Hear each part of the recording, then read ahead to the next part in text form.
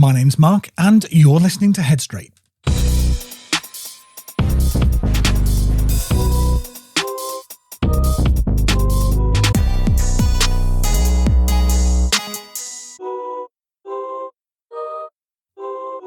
Hello you lot and welcome back. And today we're going to be talking about how to stay focused and stop getting distracted because, let's be honest, focus is really hard. You sit down with your best intentions and within minutes your phone buzzes. Someone sends you a message at 11 p.m. saying, "Are you up?" Or you tell yourself that you're going to check TikTok just one more time and suddenly another hour of your life has gone. Now, this isn't your fault. The world is built to steal your attention. Apps, notifications, adverts, they're designed to drag you away from what matters. But here's the good news. Focus isn't about being superhuman. It's about learning how to take back control of your attention. So today, we're going to break it down. We're going to take a look at why your brain loves distraction so much. We'll also take a look at the traps that keep you unfocused, and I'm going to give you 3 ways to stay locked in, even when the world is trying to pull you off course. Now, let's have a look at the reasons why focus feels so impossible. On the surface, it sounds simple. Just concentrate. But if it was that easy, then you wouldn't be here listening to me talk. The problem isn't that you don't want to focus, it's that your brain is built to chase stimulation. Your brain has a reward system that craves novelty. New things equal dopamine, that little buzz of, ooh, something's happening. And distractions are designed to give you exactly that, again and again and again. Notifications on your phone are mini dopamine hits. They trick your brain into thinking something urgent or exciting has just happened, even if it's just a meme in the group chat. Scrolling keeps your brain hooked because it never knows what's coming next. Every swipe is a gamble, and that uncertainty is addictive. Switching tabs or daydreaming feels easier than sitting with one boring or difficult task. Your brain chooses comfort over effort every time. So, when you sit down to focus on something meaningful but hard, well, of course your brain resists. Compared to a constant stream of novelty, focus just feels flat. Now, this isn't weakness, it's wiring. The challenge is learning how to work with your brain and not against it. Now, most people think of distraction as just wasted time. I lost an hour on YouTube, whatever. But the real cost goes way deeper than minutes. Every time you get distracted, you're making a silent trade. You're swapping something you wanted for something that doesn't matter. And over time, those trades add up. You plan to revise, but you end up deep into Netflix. And now you're not just behind, you're annoyed at yourself. You promise to go to bed early, but end up gaming until 3 a.m. Now you're tired and guilty. You swear that you'll write an application, but you've been scrolling for 2 hours, and now it feels even harder to start.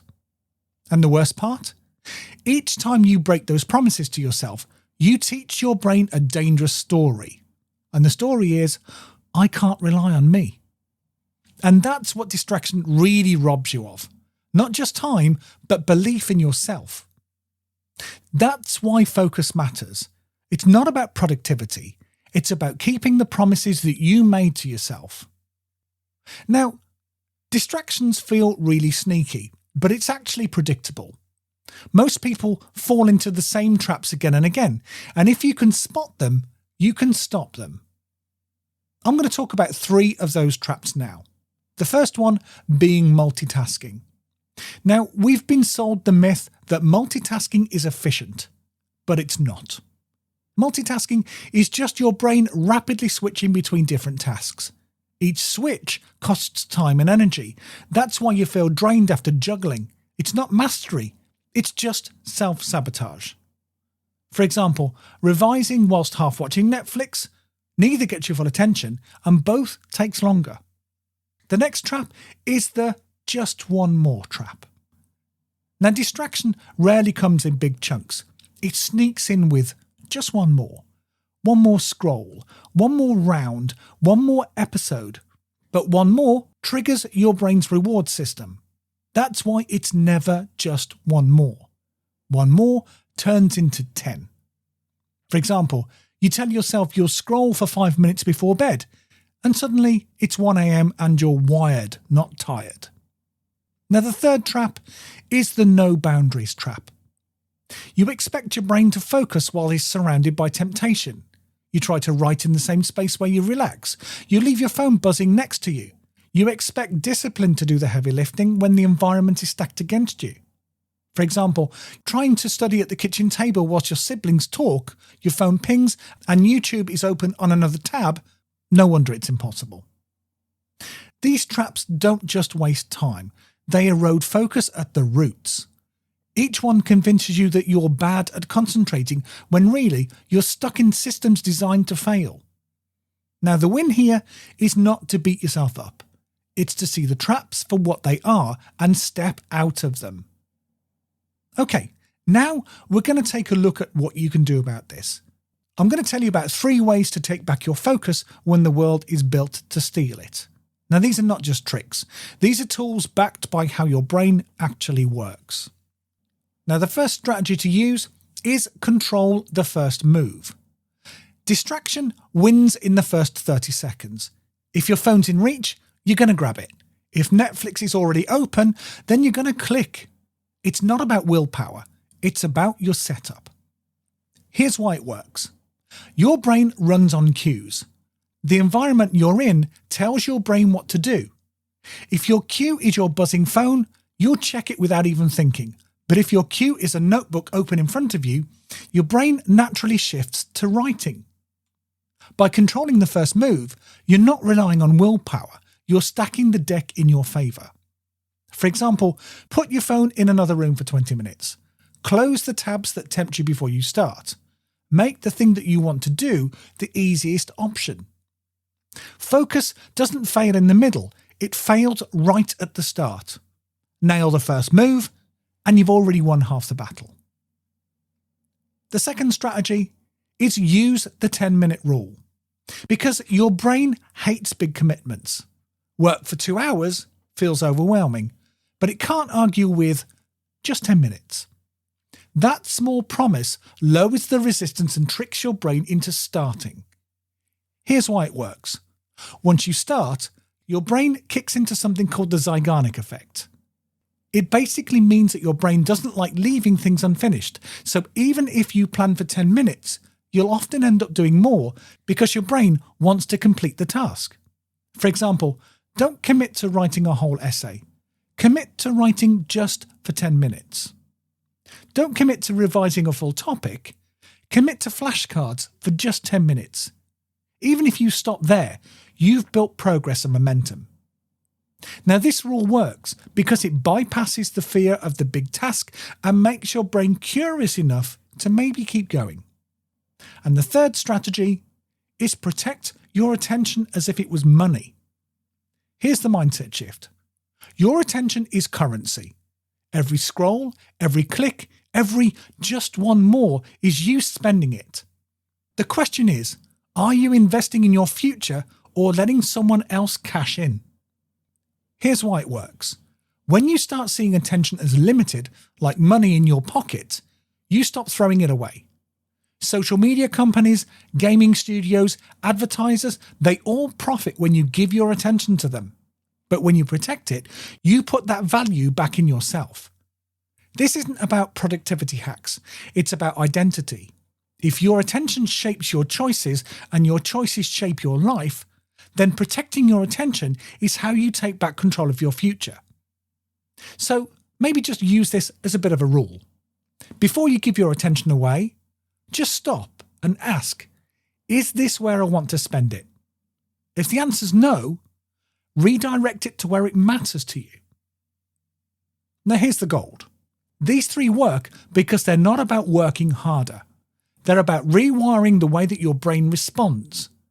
Control your cues, shrink the task, protect your attention, and focus stops being a battle. It becomes a choice you know how to win. Now, let's be realistic. Staying focused isn't glamorous. No one claps you because you stayed off TikTok for an hour. There's no medal for finishing that piece of coursework or resisting the urge to scroll at 2 a.m. But here's what focus actually gives you. Self-trust. Every time you follow through, even on something small, you send your brain a message. And the message is, I can rely on myself. That builds confidence in ways no one else can give you. It also gives you momentum. Focus builds. 10 minutes today becomes 30 minutes tomorrow, which becomes an hour next week. You're not just getting things done, you're building a habit of showing up. It also gives you freedom. Distraction keeps you stuck in loops where time vanishes and nothing changes. Focus gives you freedom. Freedom from guilt, freedom from pressure piling up, and from the weight of, I'll do it later. It also gives you identity. Each focused choice shapes who you believe you are. The more you prove to yourself that you're someone who can stay on track, the less power distraction has over you. Think of focus like lifting weights. The first rep feels really heavy, but the more you do it, the stronger you get. And one day, you'll look back and realise what once felt impossible now feels natural. And here's the shift. Distraction steals minutes, but it also steals belief in yourself. Focus builds both progress and identity. Every time you choose focus, you're not just getting something done, you're building the kind of person you want to be. So next time you're tempted to drift, remember, it's not just about the task in front of you. It's about who you're training yourself to become. So let's pull this together.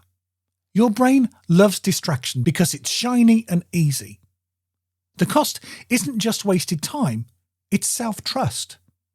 And the traps, multitasking, just one more, no boundaries, they keep you stuck. But now you have tools. Control the first move. Use the 10-minute rule. Protect your attention like it's money. So here's your challenge for this week. I want you to pick one task that you keep avoiding.